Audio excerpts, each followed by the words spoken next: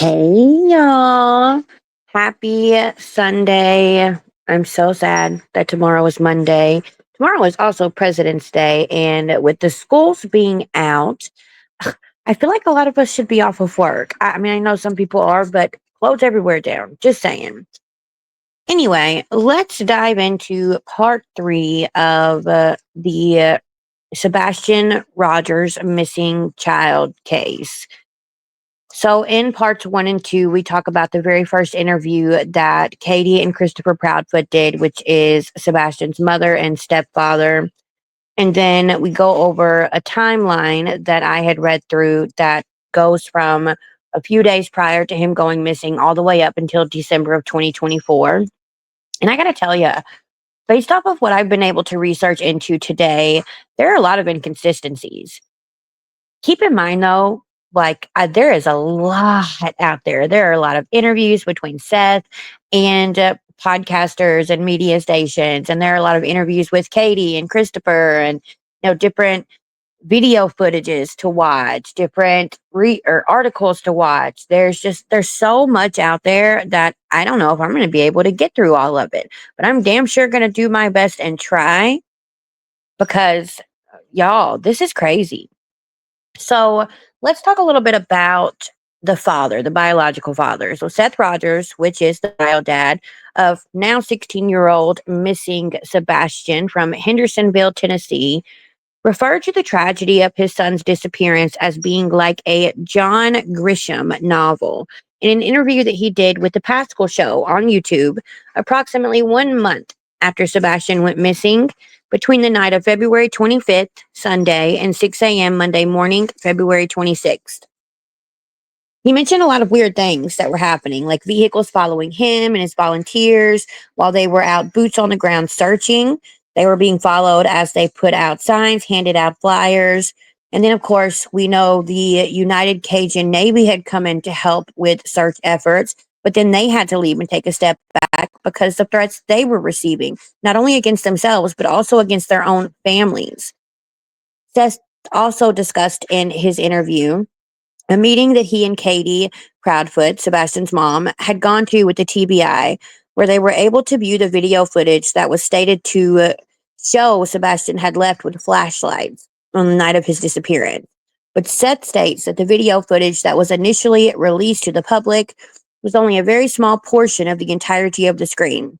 And once they viewed the full screen, he says those lights were actually garbage trucks doing their normal runs. He did mention that the reason that the time on the videos stayed at 3:11 for several minutes.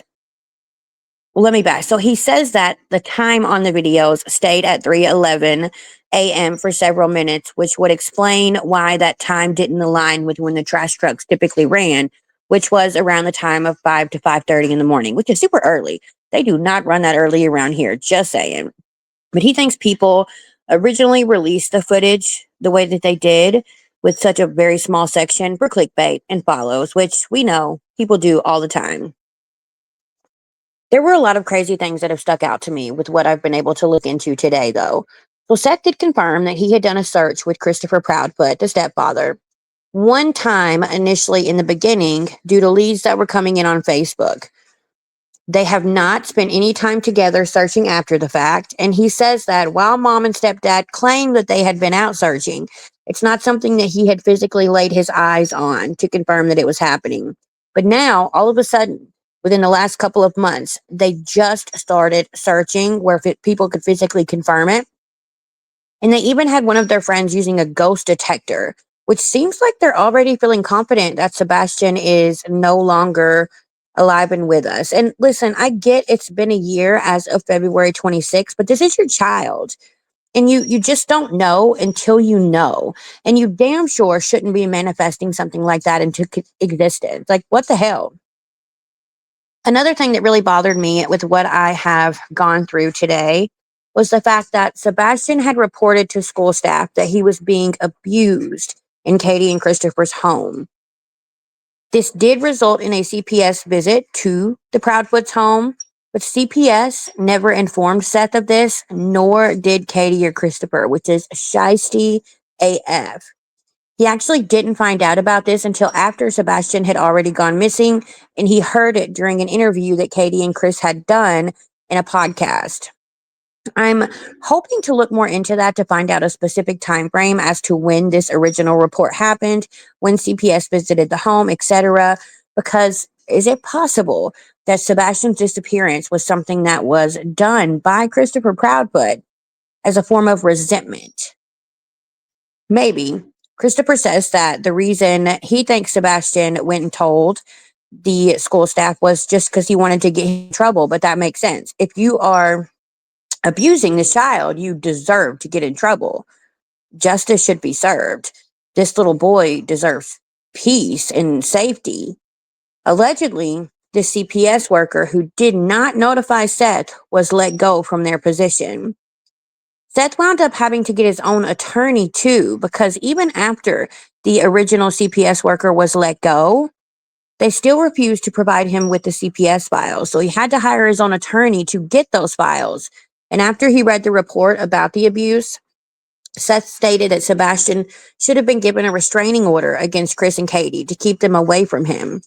Sebastian tried to get himself help from this abuse, but now he's missing and he can't tell his own story. It's really sad. It's really heartbreaking. I'm not going to lie, that really hit me in the gut. Seth did say that while Sebastian never came to him about the abuse, that he would get upset and say he didn't want to go back to the Proudfoots, that he hated it there. But when Seth tried to question him to find out what may be going on, Sebastian would just say it was nothing. For some reason, he didn't want to tell his dad. Maybe he was scared. Maybe he was nervous. I don't know. Something else that is strange to me is that in another podcast interview that I heard Seth on from back in June, it was stated that Chris and Katie jumped in their RV and traveled 3 hours and 37 minutes away from their home for nothing that had anything to do with Sebastian being missing. I could never. If my child was missing, I would not stop from sunup to sundown. I, I mean, I understand that people have to, live their lives. They have to work, bills have to be paid, but vacations don't have to be taken. And I haven't looked much into what this trip was actually for yet, but it couldn't have been anything resourceful as far as finding their son. Because if so, then why did you need to jump in your RV and go? Why not just take your regular vehicle? From what I'm hearing and reading, there seem to be a lot of inconsistencies in the stories with Chris and Katie during the different interviews that they've done, even the very first three interviews. There's also been stated to be information that has been released by the mom and stepdad later into the case that was never put out there in the very beginning. I'm going to be honest, based on what I've heard so far, this just does not seem like a child who would wander off from his home in the middle of the night without any shoes on, but all of his shoes were still sitting at the front door. There weren't any shoes in his room because shoes were always taken off at their front door. But with him being autistic, if you know anything about autism, routine is huge, huge.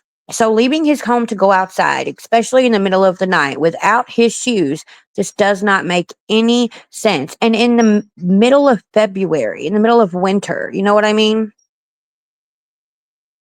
Christopher Proudfoot really rubs me the wrong way. I will say that. I heard an audio of him that disturbed me. He states, "We have a 15-year-old autistic child that is missing. And unfortunately, the best part about it is that he has managed to do this without any evidence left behind whatsoever."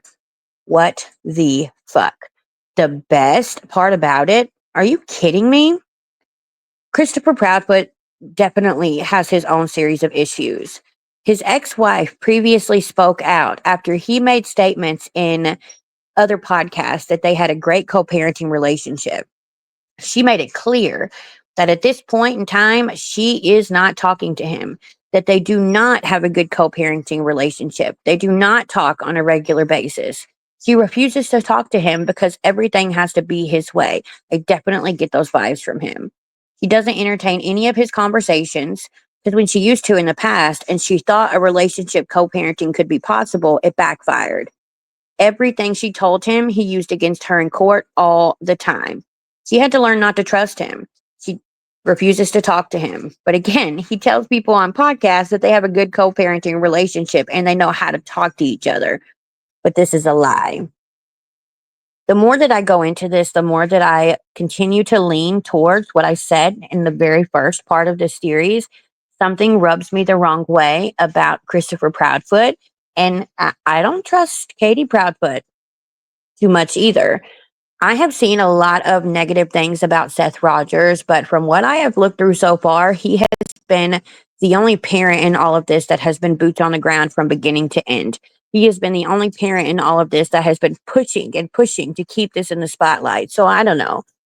Stay tuned for part 4 of this series as I continue to dig even more into all of this. Again, it's a lot, but we shall see what I am able to uncover for next time. Again, let me know what you guys think in the comments. If you have theories on this situation, I would love to hear them.